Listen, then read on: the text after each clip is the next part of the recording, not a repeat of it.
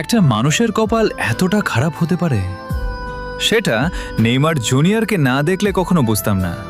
ছেলেটা বারবার ফিরে আসতে চায়, আবার বারবার ইনজুরি তাকে মাঠ থেকে দূরে সরিয়ে দেয়। দীর্ঘ ৩ বছর পর অবশেষে সে জাতীয় দলে ফিরল।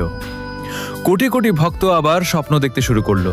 মনে হচ্ছিল আবার সেই পুরনো নেইমারকে দেখব, কিন্তু সুখটা যেন তার কপালে বেশি দিন থাকলো না। আবার ইনজুরি, আবার কষ্ট। কত স্বপ্ন ছিল ব্রাজিল বনাম পানামা ম্যাচটিতে নেইমার জুনিয়রকে মাঠে দেখব, তার ড্রিবলিং দেখব, তার হাসি দেখব, কিন্তু সেটাও আর হলো না। এখন আবার শোনা যাচ্ছে বিশ্বকাপের শুরুতে মরক্কোর সাথে ম্যাচেও হয়তো নেইমার খেলতে পারবে না। বলতে কষ্ট লাগে।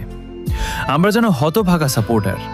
আমাদের ভাগ্যে শুধু নেইমারের ইনজুরির খবরই জোটে, কিন্তু তার খেলা দেখার সুখটা যেন ঠিকমতো পাই না। তবুও একটা বিশ্বাস এখনো আছে, নেইমার হার মানার মানুষ না। সে আবার ফিরবে, আবার হলুদ জার্সি গায়ে মাঠ মাতাবে। তাই সবাই অপেক্ষা করো, কারণ বস আবার ফিরবে।